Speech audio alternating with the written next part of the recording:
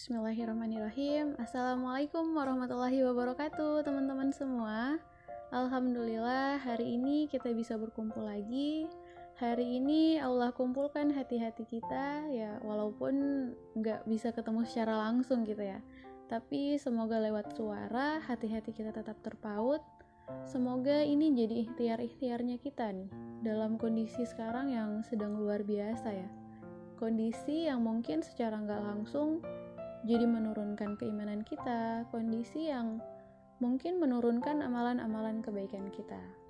Semoga dengan kita berkumpul ini menjadi ikhtiar-ikhtiarnya kita nih, agar semakin meningkatkan kembali keimanan kita, menjadi ikhtiarnya kita agar bisa menjadi manusia-manusia yang lebih baik lagi.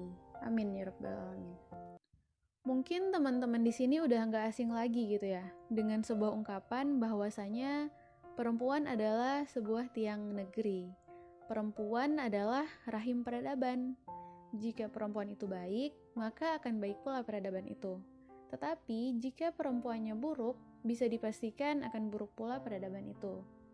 Makanya ketika ingin menghancurkan sebuah peradaban, hal yang pertama kali dihancurkan itu adalah para perempuannya. Dan itulah yang sedang terjadi sekarang. Sadar nggak sadar, kita nih ya, para perempuan-perempuan nih, yang katanya sebagai rahim peradaban, udah mulai jauh dari nilai-nilai Islam. Sadar nggak sadar, sekarang udah mulai banyak hal-hal yang merusak kualitas seorang perempuan. Misal nih ya, contoh TikTok. Iya nggak sih? Sepakat nggak bahwa hal sekecil atau sesederhana TikTok bisa merusak kualitas seorang perempuan. Nah, karena kualitas perempuan-perempuannya buruk, akhirnya terjadilah kerusakan yang luar biasa. Kalau kita lihat kembali nih ya, kondisi perempuan pada saat zaman jahiliyah di Arab. Nah, di situ kan benar-benar perempuan itu rendah banget gitu di mata masyarakat. Dulu itu perempuan sering diwariskan, bahkan perempuan itu dijadikan sebagai wanita-wanita penghibur dan sebagainya. Dalam Al-Quran pun sering diceritakan ya, kalau dulu ada keluarga yang memiliki anak perempuan, itu menjadi hal yang memalukan, menjadi hal yang menghinakan. Ya karena itu tadi, perempuan sebegitu rendahnya derajat perempuan pada masa itu. Dan sampai akhirnya Islam datang membawa banyak banget perubahan. Islam datang mengangkat derajat-derajat para perempuan. Islam datang dengan begitu memuliakan perempuan. Dan hal ini gak cuma berlaku untuk perempuan-perempuan muslim aja gitu, enggak. Tapi untuk semua perempuan itu memiliki keistimewaan-keistimewaan. Semua perempuan itu mulia, semua perempuan itu memiliki derajat yang tinggi. Makanya Islam dikatakan sebagai agama yang rahmatan lil alamin atau rahmat bagi seluruh alam.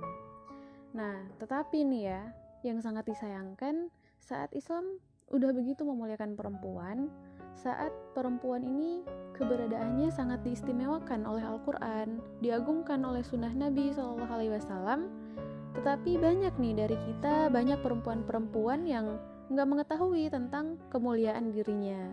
Sehingga ketika Allah jadikan ia mulia, ia sendiri yang melepaskan jubah kemuliaannya. Sebagai manusia, kita kan harus belajar dari sejarah ya. Kalau kata orang-orang tuh belajar dari masa lalu. Nah, kita tuh udah bisa lihat sebenarnya hari ini gimana sih ketika perempuan itu baik dan apa jadinya ketika perempuan-perempuan itu buruk gitu. Harapannya di sini kita dapat belajar, harapannya di sini kita dapat ngambil hikmah bahwasanya ya perempuan itu memang memegang peranan yang sangat penting. Perempuan itu sebagai kuncinya sebuah peradaban. Lagi-lagi peradaban yang baik diciptakan dari perempuan yang baik, dan peradaban yang buruk itu awalnya pasti dari perempuan-perempuan yang buruk. Itulah pentingnya kita harus menempa diri kita sebagai perempuan yang baik, sebagai perempuan-perempuan yang soleha.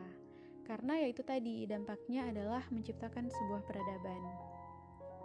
Sejatinya nih ya, kita para perempuan ini sangat lekat dengan keistimewaan, yang nantinya keistimewaan itulah yang akan mengantarkan kita ke surga. Makanya ada ungkapan kan bahwa surga itu ada di bawah telapak kaki ibu. Tapi bukan berarti kita cari tuh surga di bawah telapak kaki, bukan. Tapi maksudnya adalah untuk menggambarkan bahwa saking dekatnya loh surga dengan para perempuan. Nah, di antara keistimewaan perempuan itu Allah sendiri udah menegaskan ya dalam Quran surah Al-Ahzab ayat 59, hendaklah mereka mengulurkan jilbabnya ke seluruh tubuh mereka. Yang demikian itu supaya mereka lebih mudah untuk dikenal sehingga mereka tidak diganggu atau disakiti.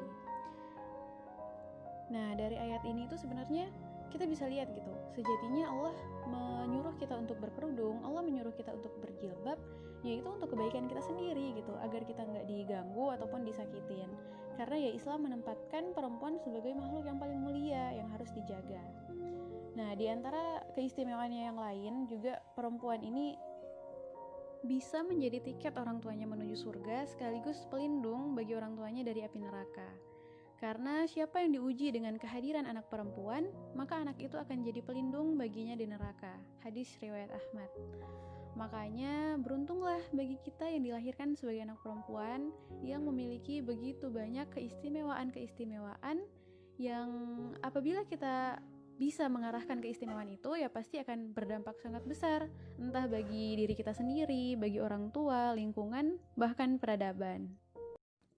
Dari sini yuk sama-sama kita berlomba-lomba memperbaiki diri, sama-sama kita berusaha menjadi lebih baik lagi, sama-sama kita berusaha untuk menjadi perempuan-perempuan mulia.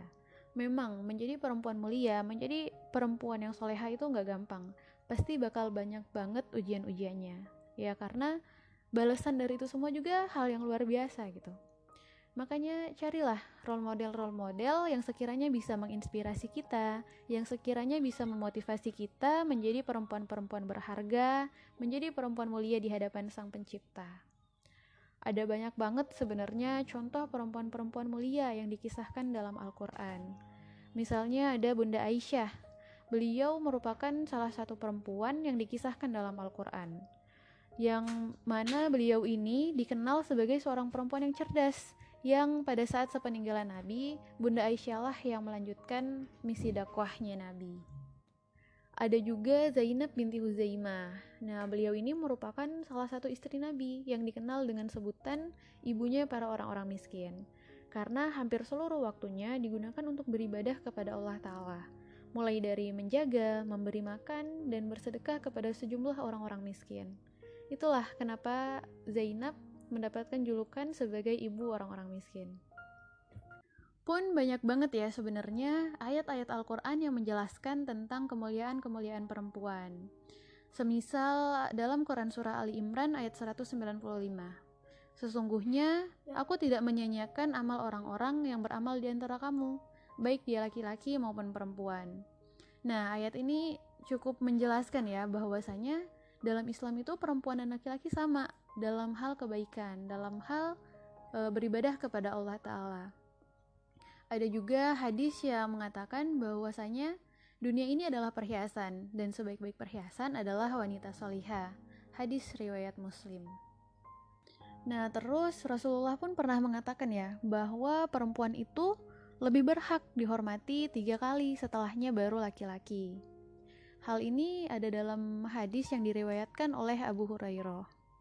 Nah, dari sekian banyak tokoh-tokoh muslim yang diceritakan dalam Al-Quran, dari sekian banyak ayat-ayat Al-Quran, udah cukup menjelaskan ya bahwasanya ya emang Islam itu mengangkat derajat perempuan, Islam itu sangat memuliakan perempuan, makanya muliakanlah dirimu. Sekian, wassalamualaikum warahmatullahi wabarakatuh.